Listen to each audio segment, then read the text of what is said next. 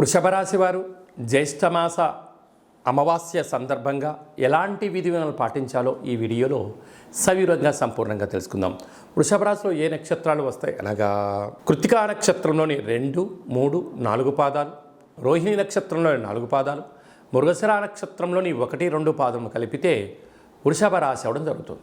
చాలామందికి పుట్టినటువంటి కాల సమయంలో డేటా ఆఫ్ బర్త్లో లేనటువంటి కారణం వలన పేరు యొక్క మొదటి అక్షరాన్ని అనుసరిస్తూ ఆ రాశిని తెలుసుకునే ప్రయత్నం చేద్దాం.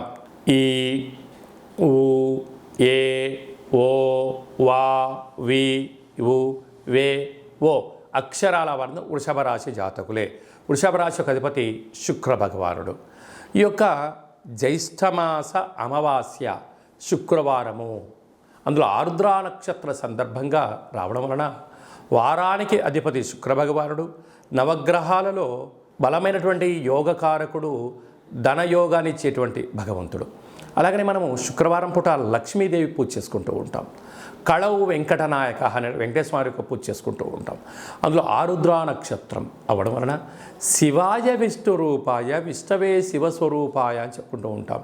కనుక ఇలాంటి అమావాస్య తిథి యందున కాళభైరవ స్వామి యొక్క స్మరణ, కాళభైరవ స్వామి యొక్క హోమము, ఇంట్లో ఒక సౌభాగ్య ముడుపు, కుష్మాండ దీపాన్ని పెట్టగలిగినట్లయితే అద్భుతమైనటువంటి అన్ని పనులలో ఆటంకాలు తొలగిపోయి విజయం సాధించడానికి మీకు అనేక మార్గాలు ఉన్నాయని చెప్పి గమనించాలి.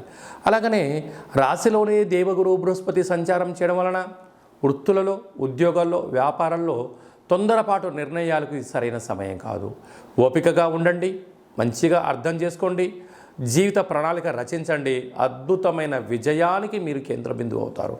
అలాగా ఏడాది తర్వాత వృషభ రాశి వారికి మిథున రాశిలో రవి భగవానుడు సంచారం చేయడం, అక్కడే శుక్రుడితో కలిసి ఉండడం వలన మీరు వృత్తులలో, ఉద్యోగాల్లో, వ్యాపారంలో పెట్టుబడుల కోసం మీరు ఎదురు చూస్తున్నట్లయితే మీ సొంతం కాబోతుంది. అలాగనే స్వయం నిర్ణయం, స్వయం పరిపాలన, ధనపరమైనటువంటి కార్యక్రమాలు, భూములు, వాహనాలు, బంగారు ఆభరణాలు, క్రయ విక్రయాలు యోగదాయకం అని చెప్పి గమనించాలి. కాకపోతే తొందరపాటు నిర్ణయానికి ఇది సరైన సమయం కాదు.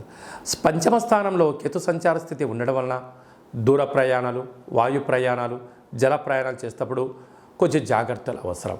మీ పిల్లలు అంటే చిన్నపిల్లలు అవ్వడం వలన, ఇది వర్షాకాలం అవ్వడం వలన వీలైనంత వరకు పాడుబడ్డ గృహాల దగ్గర కానీ, రేకుల షెడ్ దగ్గర కానీ, చెట్ల కింద కానీ ఉండకుండా చూసుకునే ప్రయత్నం చేయండి. ఎందుకనగా ఈ సంవత్సరం రాజు కుజ భగవానుడు అధికమైన వర్షాలు, వీధురు గాలులు వేయడం, పిడుగులు పడేటువంటి అవకాశాలు ఉన్నాయి. కనుక కొద్దిపాటి చాలా జాగ్రత్తగా ఉండాలి సుమా అని చెప్పి గమనించాలి.